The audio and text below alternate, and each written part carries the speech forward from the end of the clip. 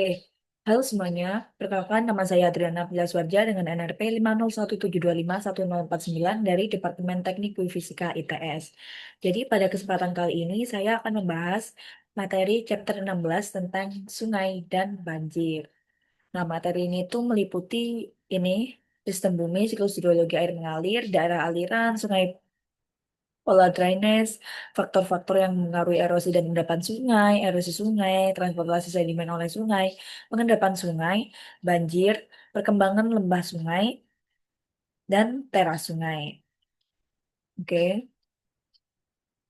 Jadi air mengalir terutama melalui sungai itu merupakan salah satu agen geologi paling penting dalam membentuk permukaan bumi. Nah, proses aliran sungai dan erosi massa bekerja bersama untuk mengikis batuan, memindahkan sedimen, dan mengendapkannya sehingga menghasilkan berbagai bentuk lahan yang kita lihat saat ini. Meskipun faktor lain seperti air tanah, gletser, angin, dan gelombang juga dapat membentuk landscape pengaruhnya itu cenderung bersifat lokal. Nah, secara keseluruhan, sungai itu tetap menjadi kekuatan utama dalam membentuk bentang alam.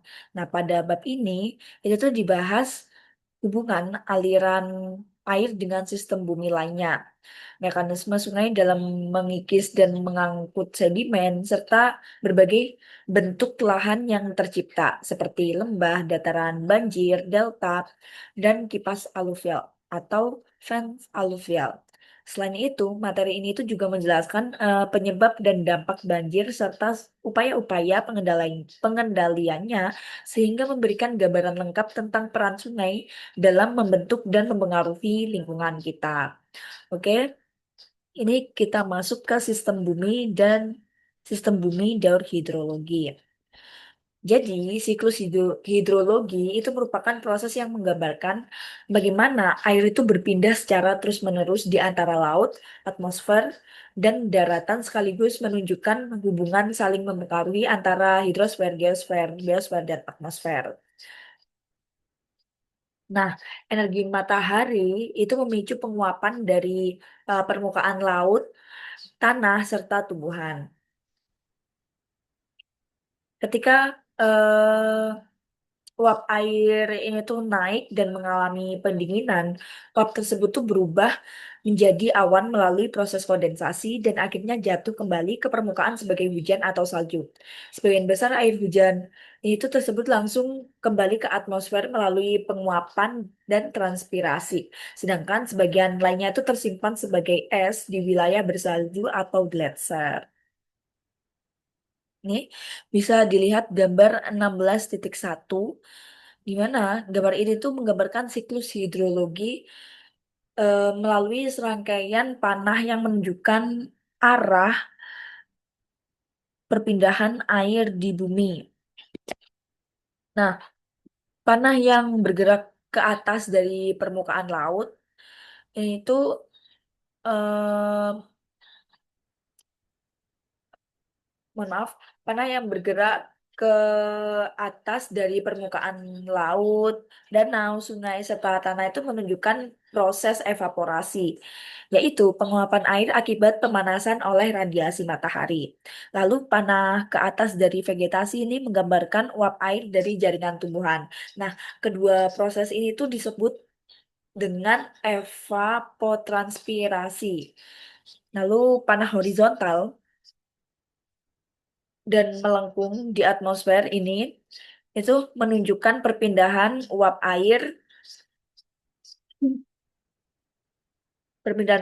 dan pembentukan awan setelah uap tersebut tuh mendingin dan mengalami kondensasi. Lalu ada juga panah ke bawah dari awan ini itu memperlihatkan presipitasi berupa hujan atau salju yang kembali ke permukaan bumi. Nah, sesampainya di darat ini air itu mengikuti beberapa jalur juga ditunjukkan oleh panah. Sebagian panah itu masuk ke permukaan tanah, menandai proses infiltrasi yang menghasilkan air tanah. Panah yang bergerak di bawah permukaan itu menunjukkan aliran air tanah yang bergerak perlahan menuju sungai atau laut, dan tanah yang mengalir di permukaan ini aliran menggambarkan aliran permukaan yang mengalir menuju sungai, danau, hingga akhirnya kembali lagi ke laut.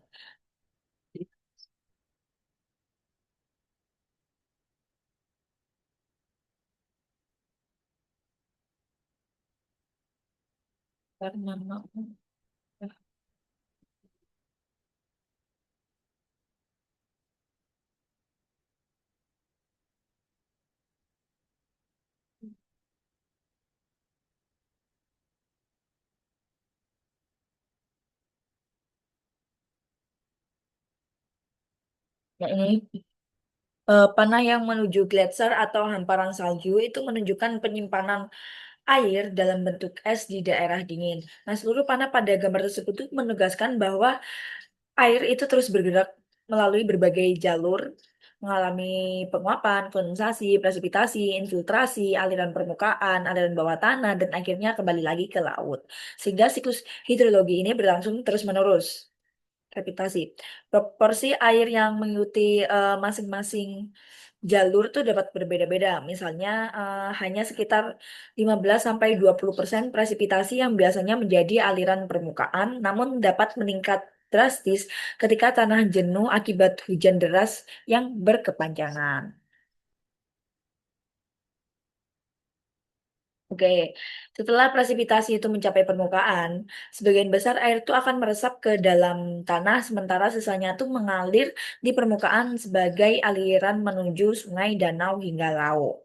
Nah, besar kecilnya aliran permukaan itu sangat dipengaruhi oleh kemiringan lahan, kondisi vegetasi, serta sifat tanah dan batuan. Dalam kondisi hujan yang intens dan berkepanjangan, tanah tuh dapat menjadi jenuh sehingga hampir seluruh presipitasi berubah menjadi aliran permukaan yang kemudian meningkatkan resiko terjadinya banjir.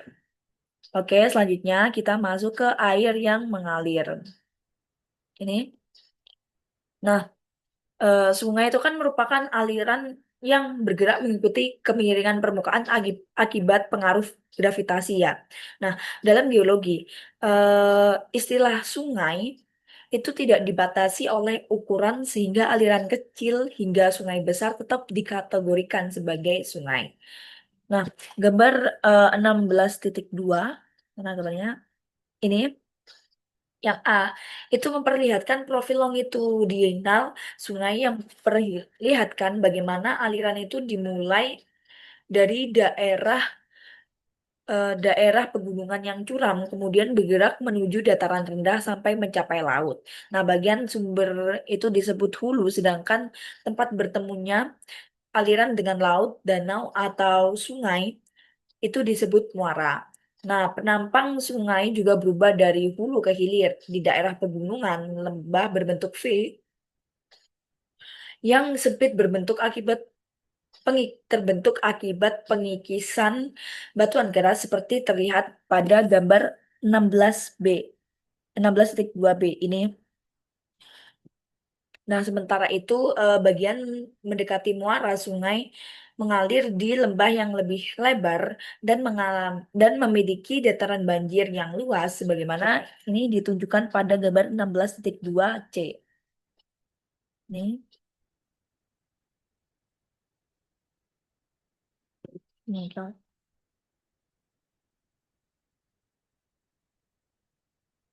Oke. Nah, pada kondisi normal, aliran air tetap berada dalam alurnya yang terbentuk karena erosi. Namun, ketika volume air itu meningkat, sungai dapat meluap melewati tepinya dan menggenangi dataran banjir di sekitarnya. Nah, hal ini itu terlihat jelas pada gambar 16.3 ini yang membandingkan kondisi sebelum dan sesudah banjir besar tahun 1993. Citra satelit sebelum banjir menunjukkan sungai-sungai utama seperti Missouri, Mississippi, dan Illinois dalam kondisi normal dengan area hijau sebagai vegetasi dan area merah itu sebagai lahan yang baru dibajak. Lalu setelah banjir, ditunjukkan pada gambar 16.3b, eh setelah setelah banjir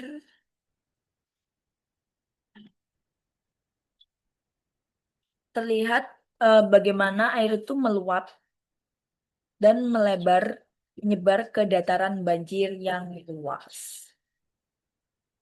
Oke. Nah, selain aliran, mohon maaf, sebentar.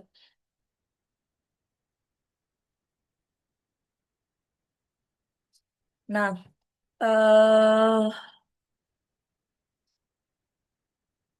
selain aliran dalam alur sungai, air permukaan itu juga dapat bergerak sebagai sheetwash, yaitu aliran tipis yang menyebar di permukaan tanah, terutama saat hujan deras atau di daerah gersang yang minim vegetasi. Sheetwash itu dapat menyebabkan erosi permukaan karena tanah bagian atas itu terangkat dan terbawa aliran. Nah, ketika sheetwash itu mulai mengalir terpusat, terbentuklah alur-alur kecil yang disebut grills. Nah, seiring waktu, reels itu bergabung membentuk aliran yang lebih besar dan menjadi bagian dari jaringan drainage yang mengeringkan suatu daerah drainage. Ya, maaf. Lalu lanjut kita masuk ke daerah aliran sungai. Nah, setiap sungai, besar maupun kecil, itu memiliki daerah aliran sungai, yaitu wilayah total yang dialiri oleh sungai utama beserta semua anak sungainya. Ada gambar 16.4. Sebentar, 4. Nih, menunjukkan batas daerah aliran sungai Mississippi yang digambarkan dengan garis tepi yang mengelilingi seluruh wilayah yang mengalir ke sungai tersebut, termasuk jaringan sungai besar maupun kecil di dalamnya. Nah, pada peta ini, daerah aliran sungai itu ditentukan dengan menarik garis yang memisahkan area airnya area yang airnya mengalir menuju satu sistem sungai tertentu. Nah, daerah aliran sungai Mississippi misalnya mencakup seluruh daratan yang dialiri oleh sungai Mississippi dan semua anak sungainya. Itu termasuk Sungai Ohio dan Sungai Missouri. Nah, ini pada gambar 16.4 itu juga terlihat bahwa daerah aliran ini tuh digambarkan sebagai area berwarna biru muda yang sangat luas dengan Sungai Mississippi sebagai jalur utama di bagian tengah dan anak sungai besar seperti Missouri dan Ohio yang bercabang ke arah barat dan timur. Nah, sistem drainase raksasa ini tuh mencakup lebih dari sepertiga wilayah daratan 48, ya 48 negara bagian di Amerika Serikat. Hmm.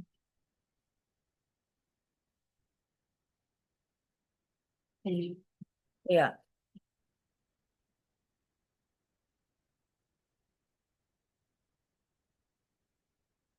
gimana sih?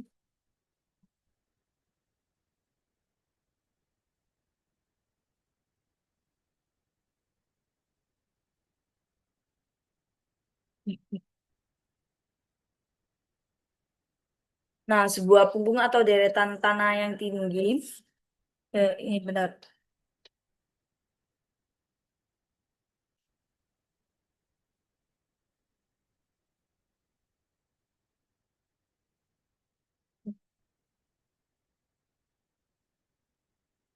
Nah, sebuah punggung atau deretan tanah yang tinggi yang memisahkan satu daerah aliran sungai dari daerah aliran lainnya itu disebut pembagi. Nah, dalam gambar 16.4 yang tadi, garis merah itu menunjukkan continental divide, yaitu batas alarm yang memisahkan sungai-sungai yang airnya mengalir menuju Samudra Pasifik dari sungai-sungai yang mengalir menuju Samudra Atlantik dan Teluk Meksiko. Nah, continental divide itu membentang eh, sangat panjang mulai dari wilayah Yukon hingga Meksiko melintasi beberapa negara bagian seperti Montana, Idaho, Wyoming, Colorado, dan New Mexico. Nah, di banyak lokasi, penanda jalan itu dipasang untuk menunjukkan titik di mana seseorang itu melintasi garis pembagi tersebut. Oke, lalu kita maju, maaf, kita masuk ke pola drainase. Drainase. Nah, pola drainase itu menggambarkan eh, susunan sungai serta anak sungainya di suatu wilayah. Dan bentuk pola tersebut tuh sering memberikan petunjuk mengenai karakter batuan yang berada di bawah permukaan. Nah, pada gambar 16.5a, bentar, nih, nih, pada gambar 16.5a itu terlihat pola dendritik yang ditandai oleh cabang-cabang aliran yang menyerupai ranting pohon. Nah, pola ini tuh muncul ketika batuan dan regolit di bawahnya memiliki tingkat ketahanan erosi yang relatif seragam. Lalu selanjutnya ada 16.5b yang ini memperlihatkan pola radial, yaitu ketika sungai-sungai itu menyebar keluar dari satu titik pusat. Nah, biasanya tuh seperti puncak gunung berbentuk kerucut atau kubah vulkanik. Kemudian ada gambar 16.5c. Nah, ini itu menunjukkan pola persegi panjang dengan aliran sungai, aliran sungai yang membentuk belokan 90 derajat, mengikuti retakan batuan yang tersusun teratur. Nah, retakan-retakan ini tuh lebih cepat tererosi sehingga menjadi jalur aliran. Terakhir ada gambar 16.5d yang ini, mana gambar ini tuh menampilkan pola teralis atau tralis di mana terdapat aliran utama yang sejajar dengan anak-anak sungai pendek yang bergabung tegak lurus. Nah, pola ini tuh berkembang di daerah bergelombang dengan punggung dan lembah yang terbentuk akibat perbedaan ketahanan lapisan batuan miring antara batuan yang mudah tererosi dan yang lebih resisten. Nih, oke. Lalu kita masuk ke faktor-faktor yang mempengaruhi erosi dan deposisi sungai. Di sini pertama itu ada kecepatan. Nih. Jadi erosi dan deposisi pada sungai terutama dipengaruhi oleh kecepatan aliran. Nah, sementara debit itu kan berperan lebih kecil. Nah, kecepatan sungai sendiri itu ditentukan oleh beberapa faktor, yaitu gradien aliran, bentuk saluran, dan tingkat kekasaran dasar sungai. Nah, kecepatan aliran itu menggambarkan jarak yang ditempuh air dalam satuan waktu dan sungai berkecepatan sedang umumnya tuh mengalir sekitar 5 km per jam. Tetapi saat banjir, kecepatannya itu dapat melampaui 25 km per jam. Nah, potongan lintang pada gambar 16.6 sebentar saya tunjukkan. Tuh, ini potongan melintang pada gambar 16.6 itu memperlihatkan bahwa aliran air itu mencapai kecepatan tertinggi di bagian tengah saluran dan pada tikungan titik kecepatan maksimum itu berpindah ke sisi luar akibat inersia. Nah, kecepatan jadi faktor utama yang menentukan kemampuan sungai untuk mengikis, mengangkut, serta mengendapkan sedimen. Nah, semakin besar kecepatan, semakin kuat pula kemampuan erosi dan transportasi sedimen. Itu juga berlaku sebaliknya. Kecepatan rendah itu akan memicu pengendapan. Bahkan perubahan kecil pada kecepatan dapat menghasilkan perubahan besar pada jumlah sedimen yang dapat dibawa aliran. Oke, selanjutnya,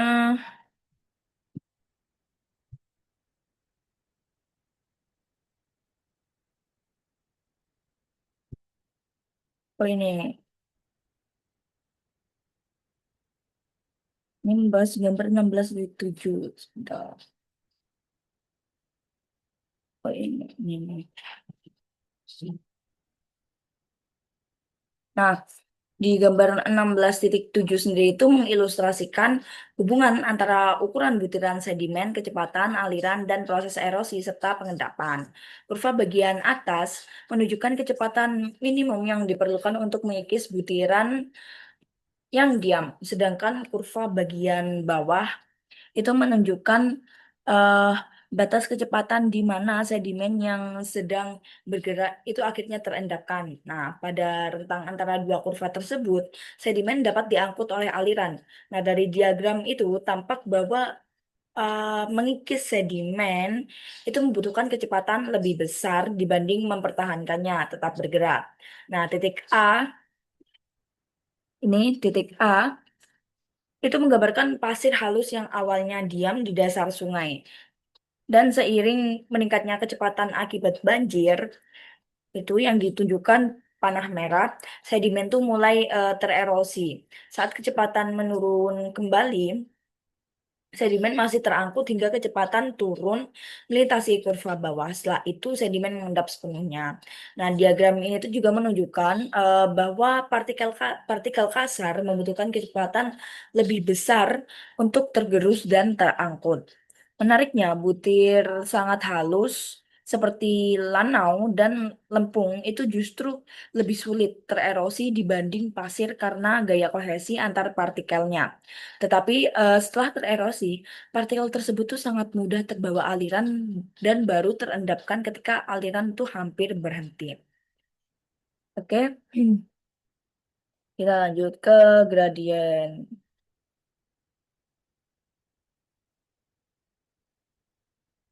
Nah, gradien atau kemiringan dasar sungai itu menjadi faktor penting lainnya yang mempengaruhi kecepatan aliran. Nah, gradien itu biasanya diukur berdasarkan penurunan vertikal persatuan jarak horizontal.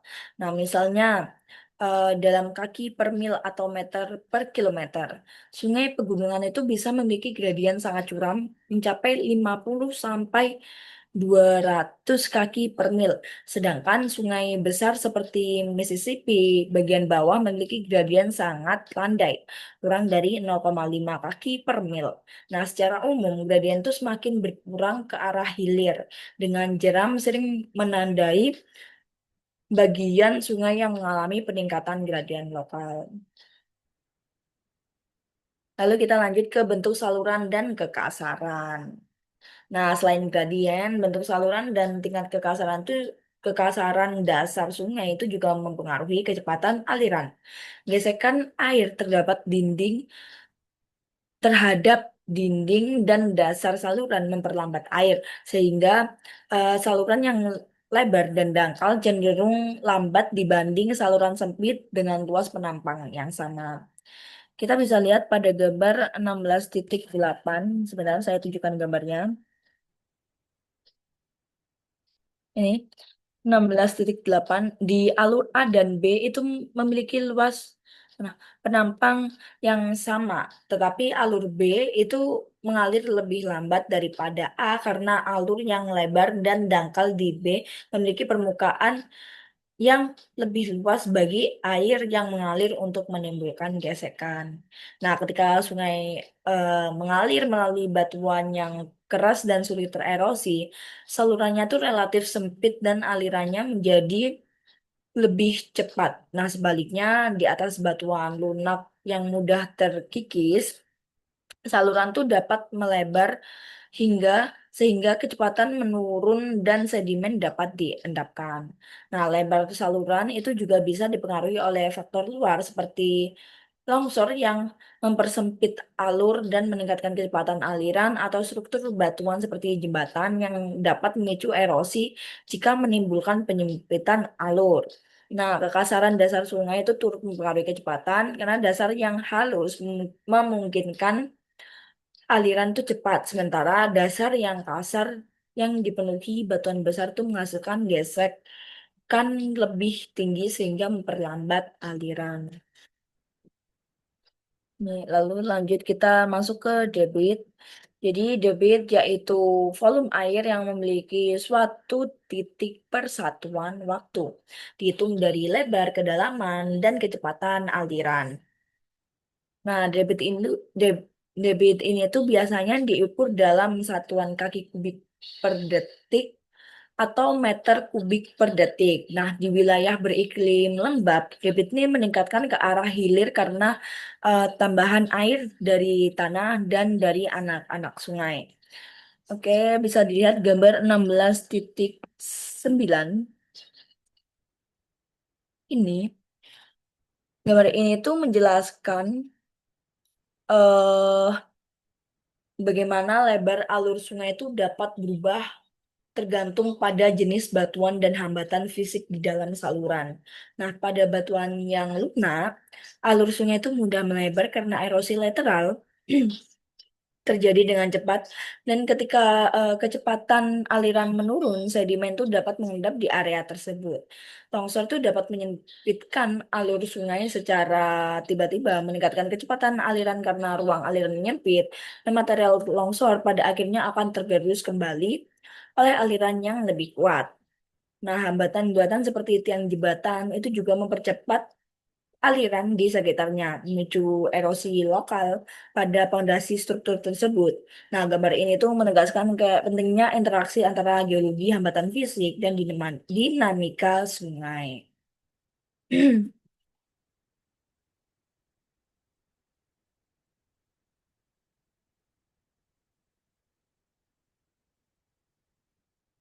Oke. Dan untuk em, menangani peningkatan debit, sungai akan bertambah lebar dan dalam. Nah, dalam beberapa kasus, kecepatan sungai itu juga bisa sedikit meningkat ke hilir karena debit yang bertambah dan bentuk salurannya yang semakin lancar, mengalirkan air meskipun gradiennya itu berkurang. Eh, Pada saat banjir, debit itu dapat meningkat puluhan hingga ratusan kali lipat, menyebabkan erosi dan transportasi sedimen yang jauh lebih intens. Nah, sungai pegunungan saat banjir itu bahkan mampu menggerakkan bongkahan batu seukuran mobil. Seperti yang diperlihatkan pada gambar ini 16.10, di mana gambar ini tuh menunjukkan bongkahan-bongkahan granit berukuran besar yang berada di sungai pegunungan. Nah, bongkahan besar itu tidak dapat dipindahkan oleh aliran normal. Hanya banjir besar dengan energi tinggi itu yang mampu menggesernya. Lalu bentuk bongkahan yang membulat itu menunjukkan bahwa batu tersebut itu telah lama mengalami abrasi selama transportasi. Nah, jejak pada dinding lembah itu memperlihatkan batas tinggi banjir yang pernah terjadi, kehadirannya yang pernah terjadi. Nah, kehadiran manusia dalam foto, ya ini manusianya, itu memberikan skala visual yang menunjukkan betapa besarnya bongkahan-bongkahan tersebut dan betapa kuatnya energi banjir pegunungan. Nah, ketika aliran surut, penurunan kecepatan dan debit itu akan menyebabkan endapan sedimen halus, terutama lumpur di daerah dataran banjir. Sebaliknya, di daerah beriklim kering, debit sungai itu justru dapat berkurang ke hilir karena penguapan dan infiltrasi atau karena penggunaan air untuk irigasi sehingga sedimen yang dibawa aliran berangsur mengendap. Lalu kita masuk ke erosi sungai. Nah, sungai sendiri itu kan adalah salah satu agen alam paling kuat dalam membentuk permukaan bumi. Nah, dalam jangka waktu yang sangat panjang, sungai itu mampu mengikis batuan, membentuk lembah, memperdalam dan memperlebar alurnya, serta mengangkut sedimen dari daerah hulu menuju hilir. Nah, material hasil erosi mulai dari pasir, kerikil hingga bongkahan itu akan terbawa mengikuti arus dan pada akhirnya diendapkan di tempat yang lebih jauh. Nah, proses pengikisan oleh sungai itu terjadi melalui tiga mekanisme utama, yaitu aksi hidraulik, larutan, dan abrasi.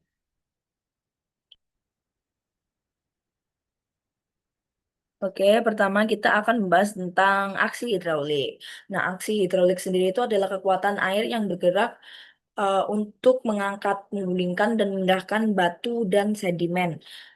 Nah, air yang mengalir cepat mecah bagian yang lemah, lalu membawa pecahannya ke hilir di bagian luar tikungan sungai. Tekanan air tuh lebih besar sehingga tepi sungai mudah tergerus. Nah, pusaran air yang terbentuk di dasar sungai itu bahkan bisa mengangkat fragmen batu dan menggerakkannya. Aksi hidraulik terutama sangat kuat di dasar air terjun, tempat air jatuh dengan tenaga besar dan mampu membentuk kolam dalam. Nah, jika kita berdiri di tepi sungai pegunungan, suara kerikil dan bongkahan yang saling menghantam itu adalah bukti nyata dari proses ini.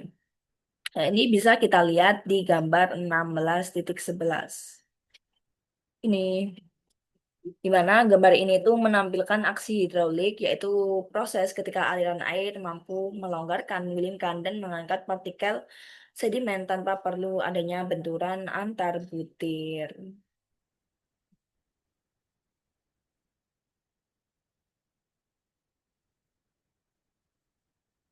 Nah, aliran turbulen itu menghasilkan tekanan dan kecepatan tinggi yang dapat menarik partikel dari dasar sungai dan membawanya ke hilir. Proses ini tuh merupakan salah satu cara utama sungai melalui erosi pada sedimen tidak terkonsolidasi. Oke, yang kedua apa ini? Ya. Kedua, proses pelarutan terjadi ketika air melarutkan mineral dalam batuan. Nah, beberapa jenis batu seperti batu kapur itu sangat rentan terhadap larutan. Nah, ketika sungai itu mengalir di atas batu kapur, permukaan batu itu perlahan-lahan larut sehingga alur sungai menjadi semakin dalam. Pada batuan sedimen seperti batu pasir, air itu dapat melarutkan semen kalsit yang merekatkan butiran pasir. Nah, ketika semen ini hilang, butiran pasir eh ketika semen ini hilang, butiran pasir itu menjadi longgar dan dengan mudah diangkut oleh aksi hidraulik. Nah, meskipun sering berlangsung lambat, pelarutan itu tetap menjadi proses penting yang membantu mempercepat erosi. Lalu yang ketiga ada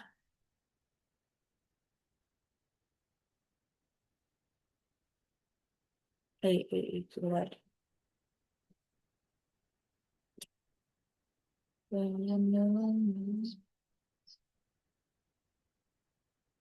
Oke, yang ketiga itu ada abrasi yang merupakan proses erosi yang paling efektif dalam mengikis dasar sungai berbatu. Nah, pada proses ini tuh pasir, kerikil, dan sedimen lain yang terbawa aliran akan bertindak seperti amplas yang dimana menggosok dasar sungai. Setiap kali sedimen-sedimen ini berguling atau menghantam dasar sungai, batuan yang ada di bawahnya itu akan tergerus sedikit demi sedikit. Semakin banyak sedimen yang di bawah sungai, semakin cepat pula abrasi terjadi. Nah, inilah alasan mengapa sungai dengan beban sedimen besar itu biasanya memiliki dasar yang terkikis lebih cepat. Di mana butiran yang kasar seperti pasir dan kerikil itu memiliki daya kikis lebih besar, sedangkan partikel halus seperti lanau dan lempung terlalu ringan sehingga tidak memberikan dampak yang berarti pada dasar sungai. Mohon maaf Pak, suara saya habis. Oke, jadi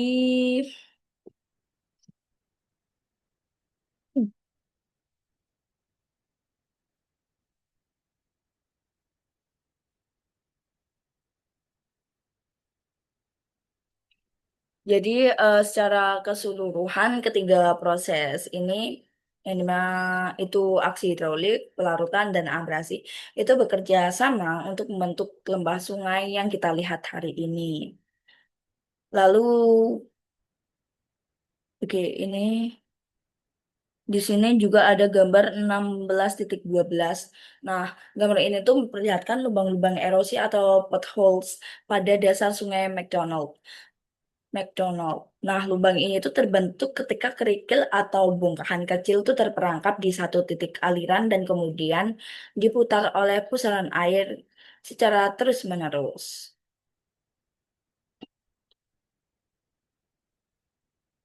Oke, jadi lubang-lubang erosi atau potholes itu adalah cekungan berbentuk mangkuk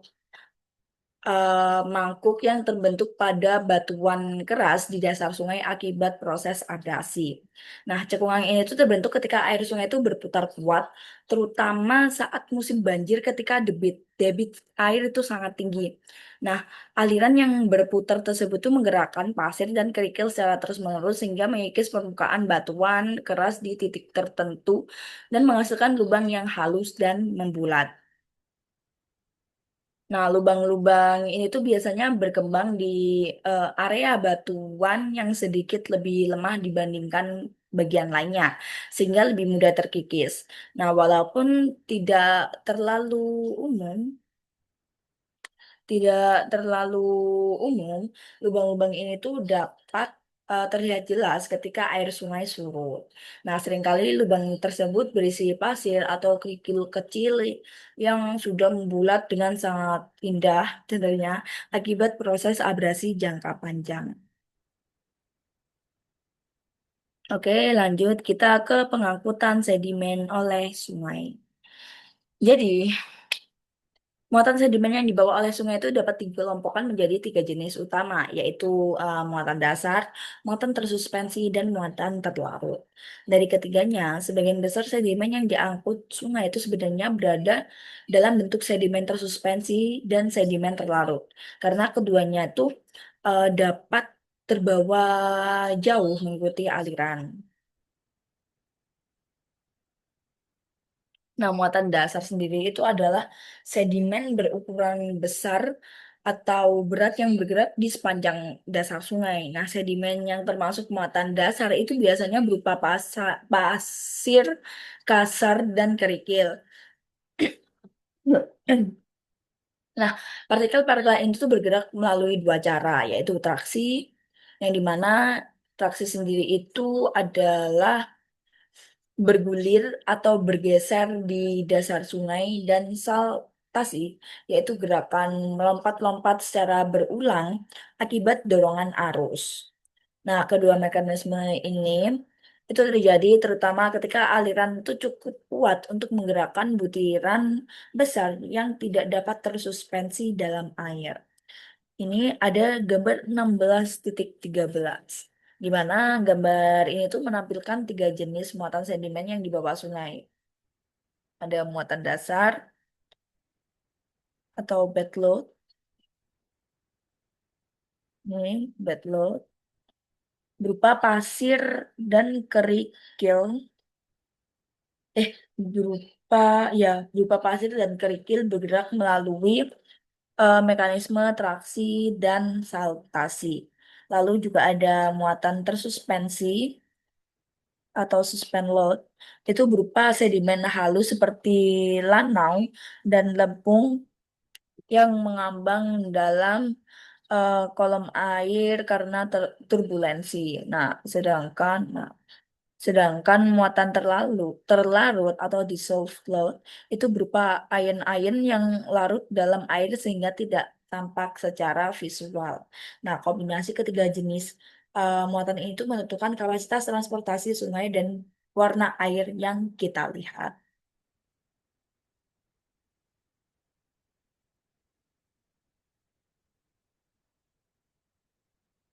Oke, partikel sedimen yang berukuran besar seperti kerikil besar atau bongkahan batu itu biasanya apa tetap bersentuhan dengan dasar sungai ketika bergerak mengikuti aliran. Nah, karena beratnya, material ini itu tidak dapat terangkat ke kolam air sehingga bergerak dengan cara berguling, meluncur atau terseret sepanjang dasar sungai. Nah, pergerakan semacam ini disebut dengan traksi. Nah, saat bergeser, kerikil dan bongkahan itu kan saling menghantam dan mengikis dasar sungai, sehingga abrasi menjadi sangat kuat pada bagian dasar aliran. Sementara itu, butiran pasir memiliki perilaku yang berbeda. Selain bergerak karena tarikan arus, pasir itu juga dapat bergerak melalui proses saltasi, yaitu gerakan melompat, melompat atau melompat pendek dan berulang. Nah, saltasi itu terjadi ketika turbulensi aliran air mengangkat butiran pasir dari dasar untuk sesaat. Pada saat itu, gaya angkat akibat pusaran air sementara itu mengimbangi gaya gravitasi yang menarik pasir ke bawah. Nah, begitu pusaran melemah, gravitasi akhirnya kembali mendominasi dan butiran pasir jatuh lagi ke dasar sungai. Setelah mendarat, butiran pasir ini tuh bisa terangkat kembali jika turbulensi meningkat atau jika tertendang oleh butiran pasir lain yang jatuh. Dengan cara inilah butiran pasir bergerak ke hilir, sebagian waktunya berada di dasar dan sebagian lagi terangkat di atas dasar sungai. Lalu juga aja jenis muatan lain adalah muatan tersuspensi, yaitu sedimen yang ringan sehingga dapat terus-menerus terangkat oleh turbulensi air. Lumpur dan tanah liat itu merupakan contoh umum sedimen yang mudah tersuspensi ketika sungai banjir atau setelah hujan lebat. Oke, di sini juga ada gambar 16,14 di mana gambar itu menunjukkan bukit pasir dan kerikil yang mengendap di sepanjang tepi maupun tengah sungai. Nah, fitur ini tuh terbentuk ketika kecepatan aliran lokal menurun sehingga sedimen dapat terendapkan. Nah, bukit pasir ini tidak permanen. Jadi dia itu dapat berubah bentuk atau berpindah lokasi tergantung variasi debit sungai. Keberadaannya itu juga membantu menunjukkan daerah di mana aliran kehilangan energi. Lalu di sini juga ada gambar 16,15 di mana gambar ini tuh menunjukkan perubahan bars atau gudukan pasir selama peristiwa banjir. Nah, pada kondisi normal, gundukan pasir itu stabil, namun saat banjir, debit kecepatan aliran meningkat tajam, sehingga seluruh gundukan itu dapat tersapu ke hilir.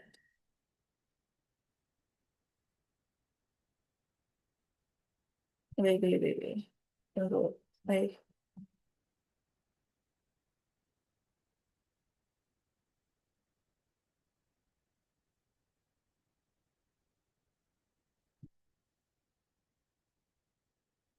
Nah, produk pelapukan kimia pada batuan itu dapat menghasilkan ion-ion terlarut yang jumlahnya cukup besar.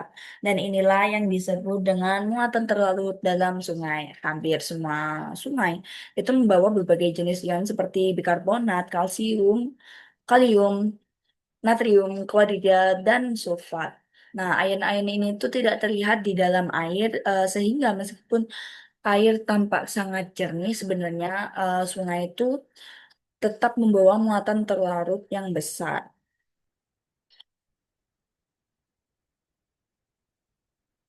Di Amerika Serikat sendiri itu perkiraan menunjukkan bahwa sungai-sungai mengangkut sekitar 250 juta ton sedimen padat dan sekitar 300 juta ton muatan terlarut setiap tahunnya.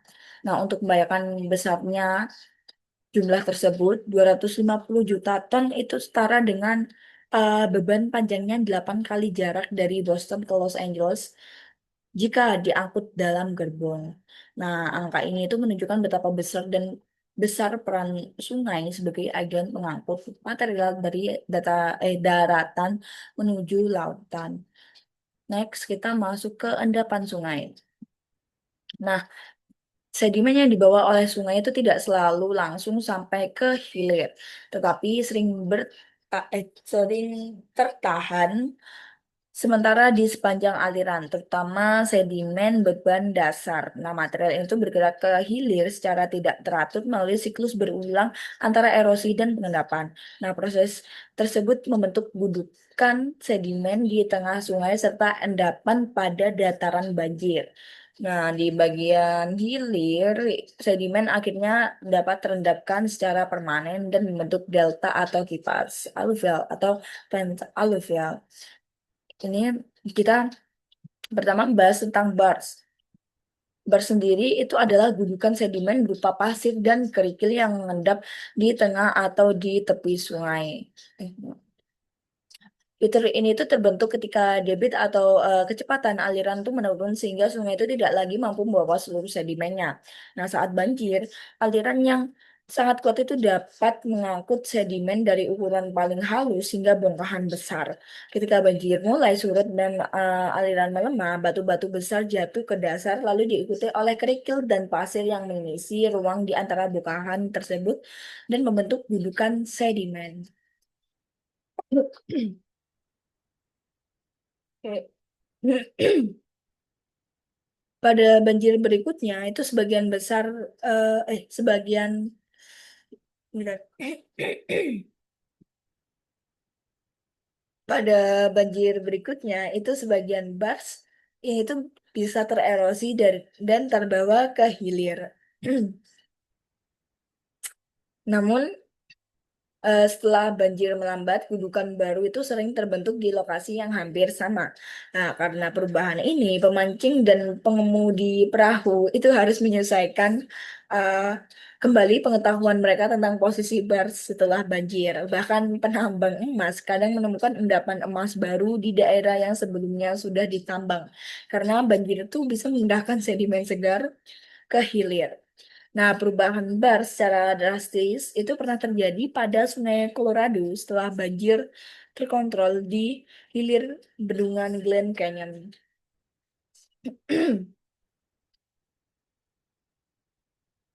Lalu selanjutnya yang kedua itu kita akan membahas endapan Pulsar, Pulcher. Nah, pokoknya itu endapan Placer. Maaf.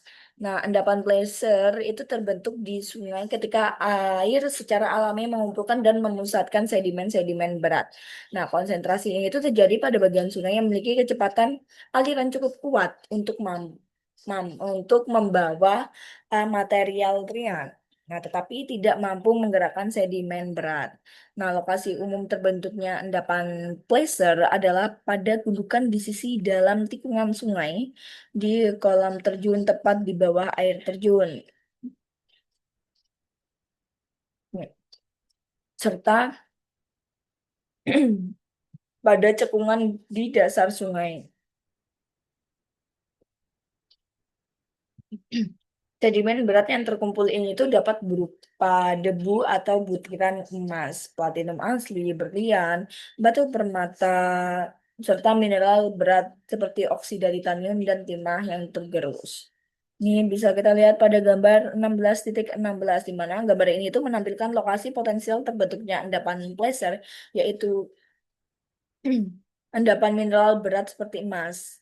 Endapan semacam ini itu ditemukan di batang sungai di bawah air terjun tempat kecepatan menurun drastis dan di depresi pada dasar sungai.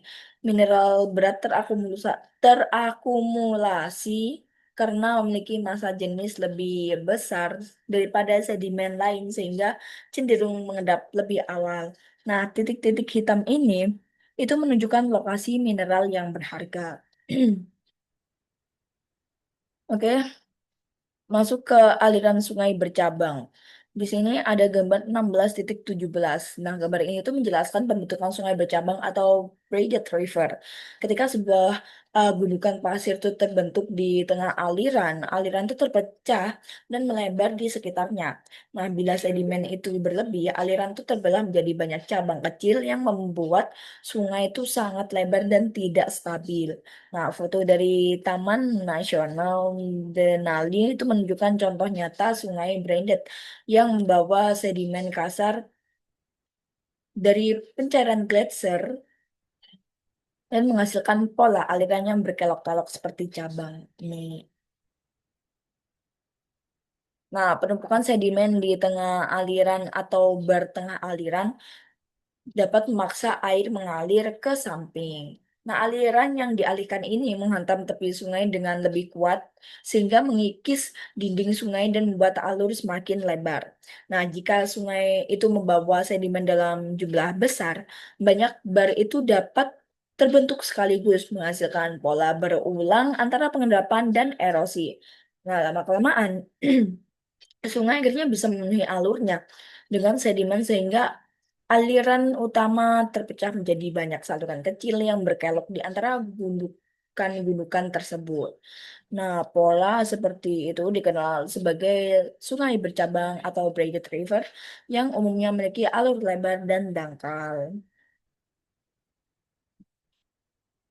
Nah, sungai itu kan cenderung berubah menjadi braided ketika membawa banyak sedimen, khususnya sedimen dasar, dan tepi, ketika tepi sungainya mudah tererosi.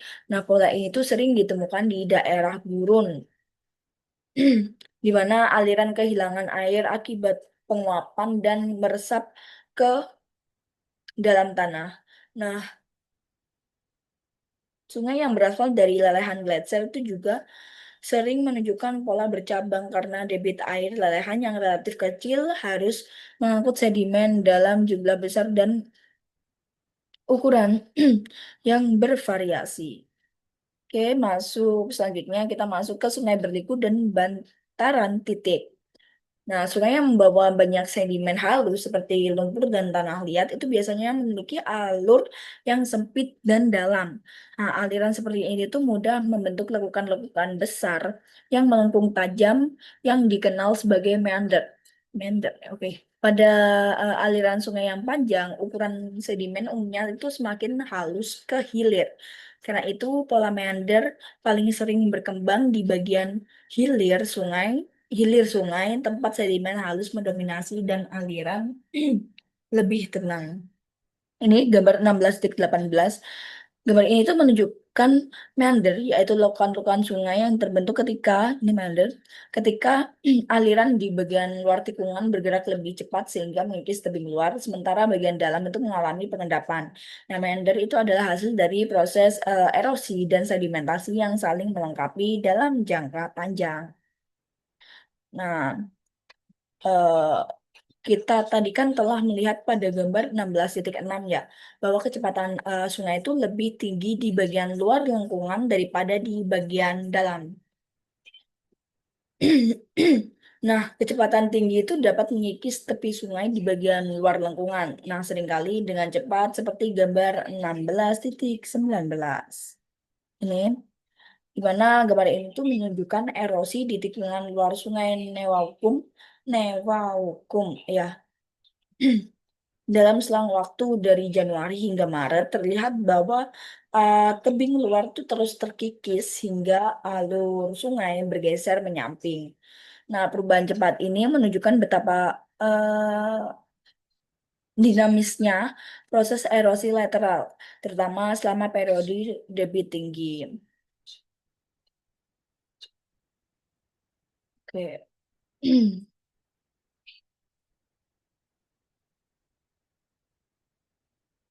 Di bagian dalam tikungan sungai, kecepatan aliran itu menurun sehingga sedimen mudah terendapkan. Pasir dan kerikil yang terlihat pada gambar 16.20 ini itu mengendap di sisi lengkungan ini dan membentuk point bar, yaitu gundukan pasir atau kerikil yang tersusun sebagai rangkaian bukit melengkung mengikuti bentuk tikungan sungai. Sementara itu di sisi tikungan itu mengalami erosi terus-menerus. Kombinasi antara erosi di luar tikungan dan pengendapan di dalamnya itu menyebabkan lekukan sungai yang awalnya landai berkembang menjadi tikungan berbentuk es. Jadi, nah, tikungan berbentuk es ini tuh tidak menetap. Jadi mereka tuh terus bergeser ke samping dan ke hilir karena proses erosi dan pengendapan yang berlangsung terus-menerus. Perpindahan itu juga meninggalkan jejak berupa gunungan pasir melengkung yang menandai posisi tikungan sebelumnya. Nah, ini ada gambar 16.20 di mana gambar ini itu memperlihatkan hubungan antara erosi dan pengendapan pada meander. Nah, di luar tikungan terjadi erosi kuat yang membentuk cup bank, sedangkan di dalam tikungan itu terjadi pengendapan sedimen membentuk point bar. Nah, kombinasi kedua proses ini itu menyebabkan meander secara bertahap bergeser ke arah luar lembah sungai.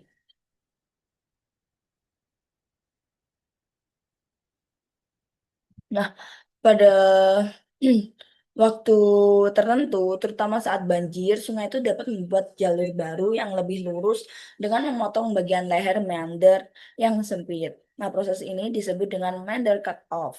Ketika alur baru terbentuk, meander yang lama itu terpisah dari jalur utama karena tertutup oleh endapan sedimen. Nah, bagian meander yang terputus tersebut kemudian menjadi danau Oxbow, yaitu danau ah, berbentuk tapal kuda atau bulan sabit.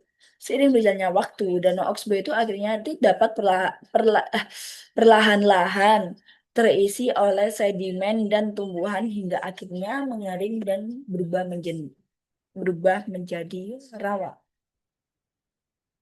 Ini bisa kita lihat di gambar 16,21, di mana gambar itu menunjukkan tahapan pembentukan danau Oxbow. Meander yang semakin tajam menyebabkan leher tikungan menyempit. Menyempit, dan saat terjadi banjir atau debit tinggi, sungai itu memotong leher tersebut, nih, menciptakan alur baru yang lebih lurus.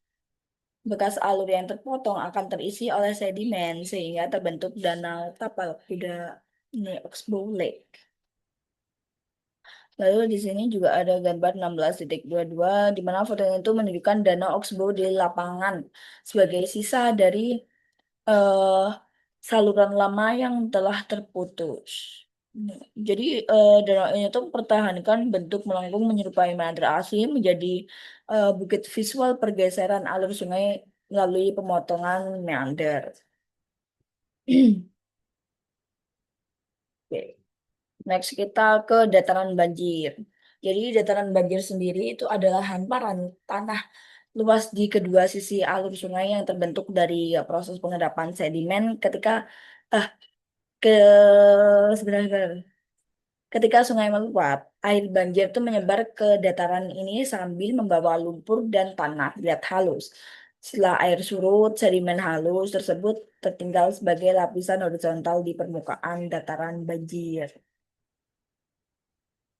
Ini kita bisa lihat pada gambar 16,23 di mana foto ini itu menunjukkan dataran banjir yang tergenang air dari Sungai Ainemas. Dataran banjir itu terbentuk dari endapan halus yang diendapkan ketika sungai meluap. Jadi wilayah ini tuh sangat subur tetapi rawan banjir karena merupakan bagian dari jalur limpasan alami sungai.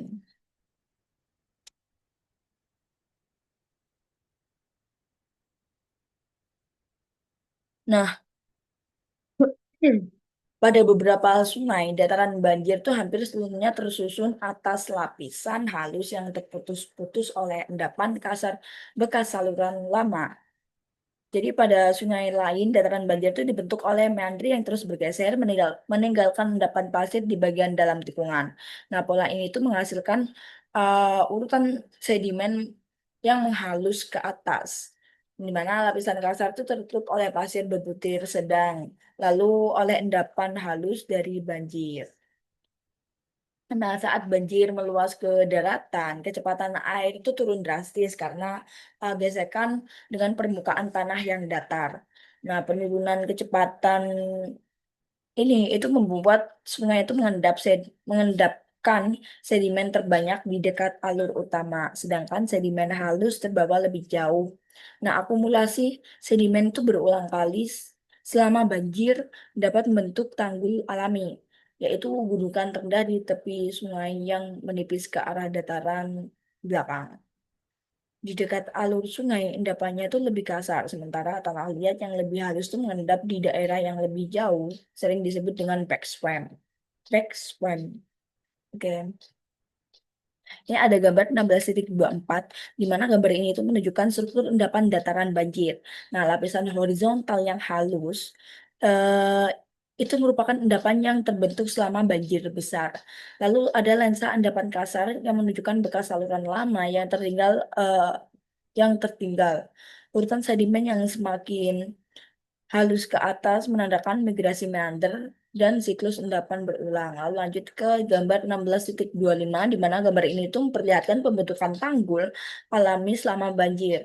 Nah, ketika sungai itu meluap, partikel besar itu kan mengendap paling dekat dengan alur, membentuk tanggul yang membentuk tanggul alami yang tebal. Nah, lapisan halus itu terbawa lebih jauh di dataran. Nah, proses ini itu terjadi berulang kali sehingga tanggul alami terus meninggi dan menebal. Lalu kita masuk ke delta.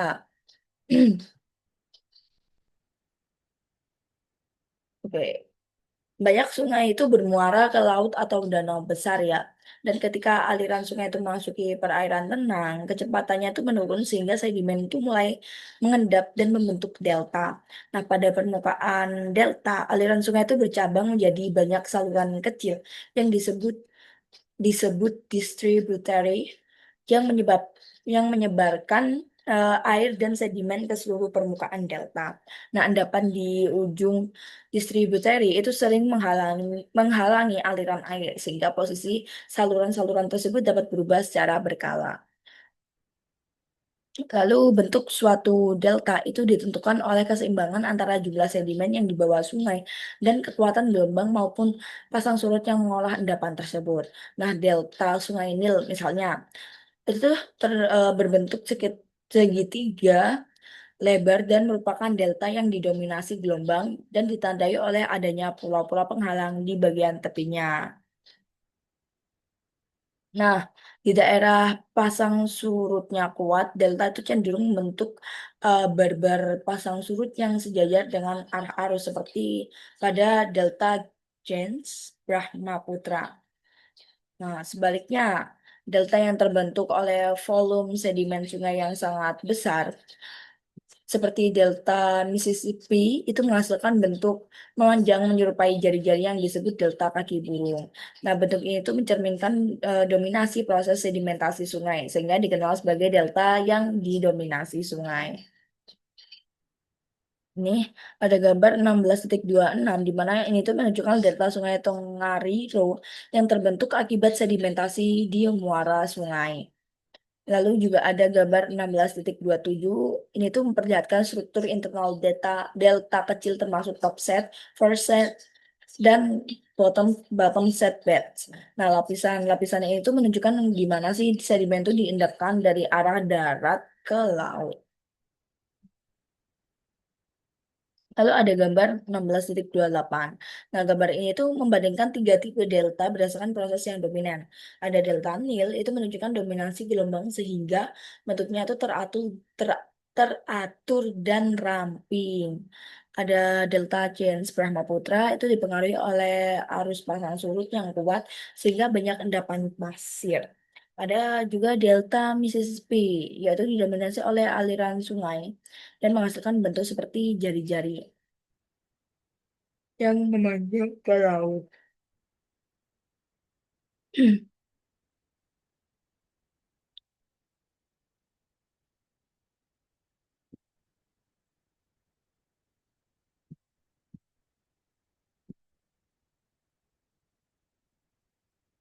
Lalu lanjut kita ke fans aluvial. Nah, eh, di beberapa daerah, terutama di iklim kering, sungai itu tidak selalu mencapai laut atau danau.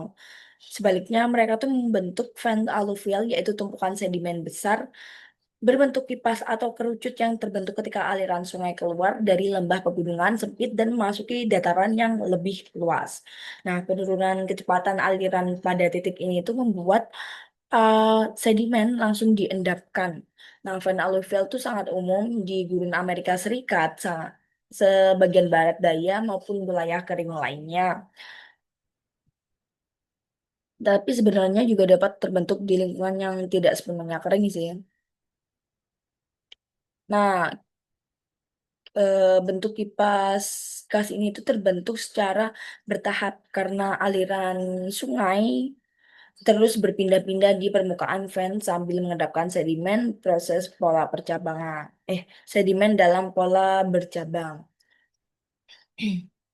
Di wilayah gurun, proses pengendapannya tuh cenderung tidak teratur karena aliran sungai itu biasanya hanya muncul sebentar setelah hujan deras yang jarang terjadi. Nah, volume sedimen yang harus diangkut itu sering lebih besar daripada jumlah air yang tersedia, sehingga sedimen banyak berpindah sebagai aliran debris sebelum akhirnya mengendap. Nah, saat aliran keluar dari lembah sempit menuju dataran luas, kecepatannya itu turun drastis karena alur sungai itu melebar dan bercabang.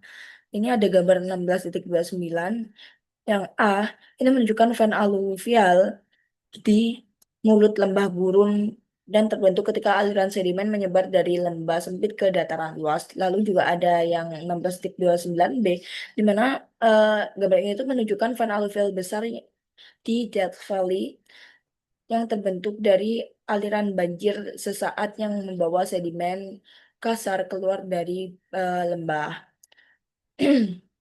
Selanjutnya kita masuk ke banjir. Nah,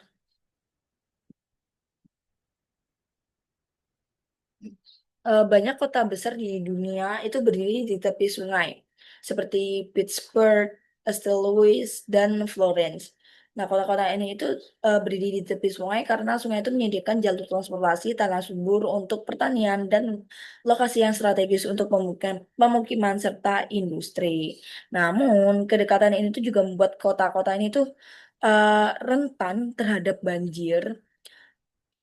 Meskipun itu tuh tidak muncul setiap tahunnya, tapi banjir itu biasanya dipicu oleh hujan lebat atau pencairan salju yang cepat di musim semi, dan faktor seperti intensitas hujan serta jalur badai menentukan apakah banjir akan terbentuk.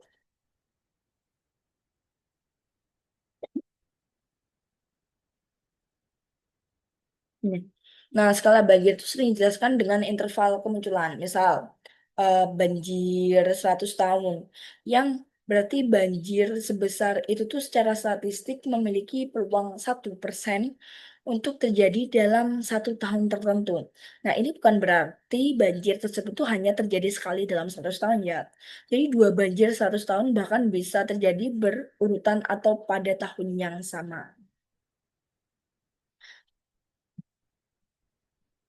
Di sini ada gambar 16,30 di mana gambar ini itu menunjukkan banjir besar di daerah Arboga tahun 1997, di mana air yang sangat tinggi itu mampu menggeser rumah dari pondasinya. Nih. Nah, hal ini tuh menggambarkan betapa besarnya energi yang dihasilkan oleh banjir dan potensi kerusakannya. Nah, sedimen yang terbawa banjir itu biasanya berupa lumpur dan tanah liat halus.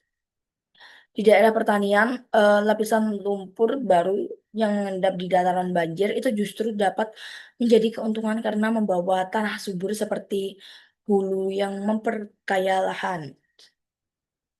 Karena membawa tanah subur dari hulu yang memperkaya lahan seperti yang dulu terjadi setiap tahun di Sungai Nil sebelum bendungan Aswan dibangun. Lanjut kita ke banjir perkotaan. Nah, urbanisasi itu memperparah resiko banjir karena permukaan yang tertutup aspal dan beton itu menghalangi air hujan meresap ke tanah. Nah, air yang tidak terserap ini tuh mengalir cepat ke saluran drainase sehingga volume dan kecepatan aliran permukaan itu meningkat drastis. Nah, akibatnya sungai dapat naik dengan cepat selama badai. Nah, fenomena ini itu kemudian dikenal sebagai debit kilat.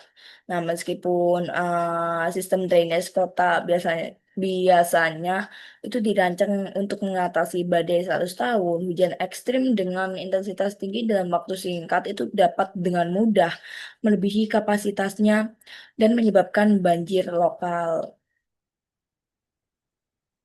Lalu kita lanjut ke banjir bandang.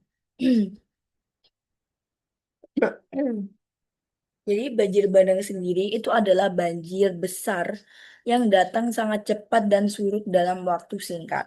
Biasanya dipicu oleh badai petir intens. Nah, salah satu kejadian paling terkenal itu terjadi di Colorado pada tahun 1976. Di mana ketika angin dari timur mendorong udara lembab ke pegunungan Rocky dan memicu badai petir yang menetap di satu area. Nah, dalam 2 hari curah hujan itu mencapai 30 cm dan beberapa lokasi itu menerima lebih dari 19 cm hanya dalam 1 jam. Nah, karena tanah itu tidak mampu menyerap air sebanyak itu, aliran sungai Big Thompson itu melonjak hingga 4 kali lipat dari rekor sebelumnya dengan kecepatan mencapai 25 kilometer per jam pada pagi hari berikutnya. Nah, air memang sudah surut, tapi kerusakan yang ditinggalkan itu sangat besar, yaitu 139 orang tewas, 5 hilang, dan total kerugian melebihi 35 juta dolar. Ini pada gambar 16.31 itu memperlihatkan bagaimana urbanisasi meningkatkan resiko banjir. Nah, permukaan kedap air seperti aspal dan beton itu membuat air tidak meresap sehingga aliran permukaan meningkat drastis, menghasilkan eh, puncak banjir yang lebih tinggi dan lebih cepat daripada daerah alami. Lalu di sini juga ada gambar 16.2 yang dimana gambar A itu memperlihatkan lokasi banjir bandang Big Thompson tahun 1976 dan Fort Collins tahun 1997. Lalu juga ada gambar B yang dimana menunjukkan kabin hancur akibat arus kuat. Lalu ada gambar C yang memperlihatkan kerusakan berat di sepanjang Spring Creek. Nah, keseluruhan gambar ini itu menunjukkan dampak destruktif banjir bandang yang terjadi mendadak dengan debit sangat tinggi.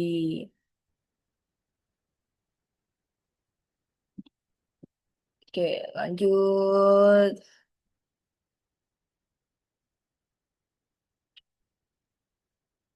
Masuk ke pengendalian banjir. Jadi berbagai struktur pengendalian banjir itu digunakan untuk mengurangi ancaman banjir serta sedimentasi di kota-kota sepanjang sungai. Nah, bendungan di hulu itu dapat menahan air dan melepaskannya secara perlahan setelah badai. Meskipun lama-kelamaan sedimen akan menumpuk dan mengurangi kapasitas bendungan. Nah, tanggul buatan dibangun di sisi sungai itu untuk menjaga air banjir tetap berada dalam alur. Nah, di bagian luar tikungan sering dibangun dinding pelindung berupa hmm, riprap atau beton untuk memperlambat erosi. Nah, selain itu beberapa kota membangun tembok banjir dari beton untuk melindungi kawasan pemukiman walaupun kawasan walaupun struktur ini tuh dapat menyempitkan alur dan meningkatkan kecepatan serta daya erosi di hilir.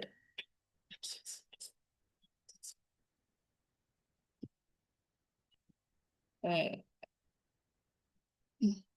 Masuk ke banjir besar tahun 1993. Nah, pada musim semi 1993, hujan deras itu kan mengguyur wilayah tengah utara Amerika Serikat. Nah, pada Juni dan Juli, pola cuaca stasioner itu memicu deretan badai petir yang menurunkan hingga 10 cm hujan per hari di berbagai kota seperti Bismarck, Cedar Rapids, dan Manhattan, Kansas. Nah, karena tanah sudah sangat jenuh, hujan intens ini akhirnya menghasilkan salah satu banjir paling parah dalam sejarah Amerika Serikat. Lebih dari 6,6 juta ekor wilayah di 9 negara bagian itu terendam, 38 orang kehilangan nyawa, dan kerusakan terhadap rumah, lahan pertanian, serta infrastruktur itu mencapai sekitar 12 miliar dolar. Wow. Oke, ini ada gambar 16.33. Gambar ini tuh menunjukkan contoh struktur pengendali banjir seperti tanggul, bendungan, dan kanal. Nah, struktur-struktur ini tuh dibangun untuk mengatur aliran sungai dan mengurangi resiko genangan di daerah permukiman. Lalu di sini juga ada gambar 16.34a yang menunjukkan area banjir besar tahun 1993. Juga ini yang B, eh ya B, ini memperlihatkan curah hujan ekstrim yang jauh di atas normal. Ini C, menunjukkan debit sungai Mississippi yang melampaui batas banjir 100 tahunan. Lalu juga ini gambar D, menampilkan air sungai yang menerobos tanggul dan menggenangi area pertanian. Nah, gambar ini tuh menegaskan bahwa kombinasi curah hujan ekstrim eh, dan kegagalan struktur pengendali banjir itu dapat menimbulkan kerusakan yang sangat-sangat parah.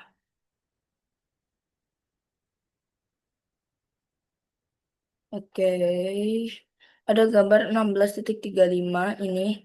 Gambar ini tuh menjelaskan gimana erosi vertikal, erosi massal, dan gerakan lereng itu bekerja sama membentuk ngarai dan lembah. Nah, pada bagian A ini, erosi vertikal cepat tuh membentuk ngarai sempit. Yang B, menunjukkan ngarai batu pesisir poros di Zion. C, itu memperlihatkan lembah berbentuk V akibat longsoran dari dinding lembah. Dan D, itu menampilkan sungai Yellowstone yang menunjukkan erosi vertikal aktif tanpa dataran banjir. Jadi selama banjir besar tahun 1993, debit air itu kan banyak eh debit air di banyak sungai utama termasuk Mississippi, Missouri, Iowa, Platte, dan Raccoon itu melonjak hingga melampaui kategori banjir 100 tahun. Nah, di St. Louis, debit sungai Mississippi bahkan mencapai lebih dari 1 juta CFS pada 1 Agustus atau sekitar 6 kali lebih besar dari aliran normalnya. Nah, sungai naik hingga 20 kaki di atas tingkat banjir dan mencapai 23 kaki di atas tingkat banjir di Chester, Illinois. Nah, di Hannibal, Missouri, tanggul pengendali banjir baru setinggi 31 kaki dibangun pada April berdasarkan perkiraan ketinggian banjir 500 tahun sebesar 30 kaki. Tidak mampu menahan air ketika sungai memuncak hingga 32 kaki. Next, kita ke pengembangan lembah sungai. Jadi lembah itu kan adalah bentuk lahan paling umum di permukaan bumi dan sebagian besar terbentuk oleh aktivitas sungai. Nah, saat sungai mengikis batuan dan sedimen dari dasar alurnya, lembah itu akan semakin dalam, melebar, semakin dalam dan melebar dan memanjang dari waktu ke waktu. Masuk ke pengikisan ke bawah dan tingkat dasar. Jadi proses pendalaman lembah oleh erosi dasar itu disebut erosi dasar atau down cutting. Nah, jika sungai terus mengikis batuan di dasar alurnya, sungai itu dapat membentuk lembah sempit berbentuk celah atau slot canyon. Namun, bentuk lembah sempit seperti ini tuh jarang bertahan lama karena erosi massa dan erosi lembaran pada dinding lembah biasanya membuat lembah itu melebar. Nah, sehingga berubah menjadi lembah berbentuk V yang lebih terbuka. Meski demikian, lembah sempit itu bisa tetap apa namanya ada di daerah yang batuannya itu sangat keras atau wilayah yang mengalami erosi ke bawah secara cepat. Nah, erosi ke bawah itu tidak dapat terjadi tanpa batas. Sungai tidak bisa mengikis dasar alurnya lebih rendah daripada tingkat dasar atau base level, batas terendah yang dapat dicapai oleh erosi. Nah, bagi sungai yang bermuara ke laut, permukaan laut adalah tingkat dasar utamanya. Sungai itu tidak mungkin mengalir ke atas sehingga pengikisan berhenti ketika dasar sungai mendekati kehilangan permukaan laut. Astagfirullahaladzim, ketinggian permukaan laut karena sungai tetap membutuhkan kemiringan. Jadi tingkat dasar membentuk gradien yang perlahan naik ke arah laut. Lanjut kita eh belum tingkat dasar ini tuh juga mempengaruhi kecepatan erosi ya. Oke, selama zaman Pleistosen, naiknya permukaan nih naiknya naik turunnya permukaan laut akibat pembentukan dan pencairan gletser itu membuat tingkat dasar sungai juga ikut naik turun. Akibatnya bagian hilir itu banyak sungai mengalami siklus bergantian antara erosi di mana ketika permukaan laut itu turun dan pengendapan di mana ketika permukaan laut itu naik. Nah, siklus ini tuh terulang berkali-kali sehingga menghasilkan sejarah pengikisan dan pengisian sedimen yang kompleks di dekat muara sungai-sungai tua.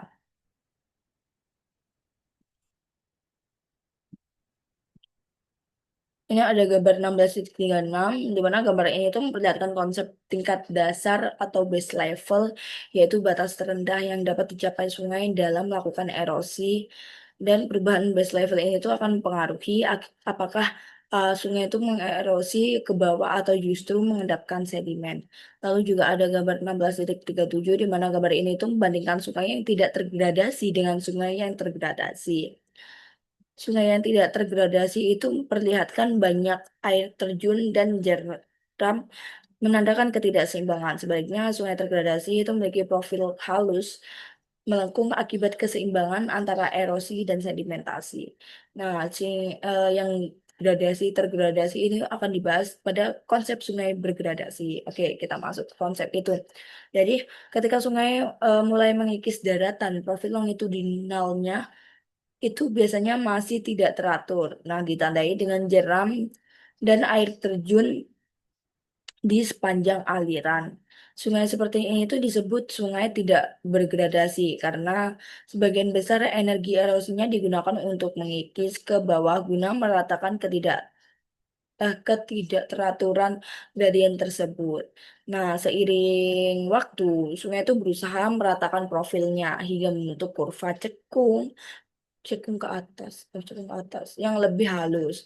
Ketika kondisi ini tercapai, sungai itu disebut sungai bergradasi. Nah, pada tahap ini, sungai berada dalam keadaan seimbang, yaitu kapasitasnya itu mengangkut sedimen sesuai dengan jumlah sedimen yang tersedia. Nah, gradien sungai itu sangat mempengaruhi proses ini. Nah, jika gradien meningkat, kecepatan aliran itu bertambah sehingga sungai itu mampu mengikis dan mengangkut lebih banyak sedimen, di mana beban yang lebih besar itu sejalan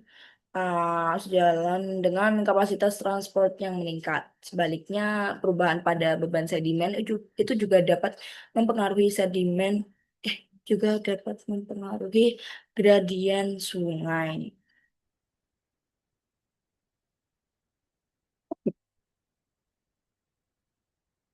Nah, contoh umum yang terjadi itu adalah sungai di hilir bendungan. Bendungan itu kan menahan hampir semua sedimen di belakangnya, sehingga air yang dilepas menjadi hampir tanpa muatan sedimen atau air kosong. Ini memiliki kapasitas erosi yang tinggi, sehingga banyak sungai mengalami erosi alur yang parah di bawah bendungan karena penyesuaian terhadap beban sedimen yang berkurang. Ini ada gambar 16,38, di mana gambar ini itu menunjukkan proses erosi lateral yang memperlebar lembah sungai. Aliran air mengikis sisi lembah sehingga lembah lama-kelamaan menjadi lebih lebar, terutama pada sungai meander dengan gradien rendah. Lalu juga ada gambar 16,39, di mana foto ini tuh memperlihatkan erosi hulu yang memperpanjang aliran sungai. Jadi pola dendritik yang terbentuk itu menunjukkan gimana sungai itu membentuk percabangan seperti akar pohon ketika mengembangkan jaringan alirannya. Jadi kedua gambar ini akan dibahas di sini.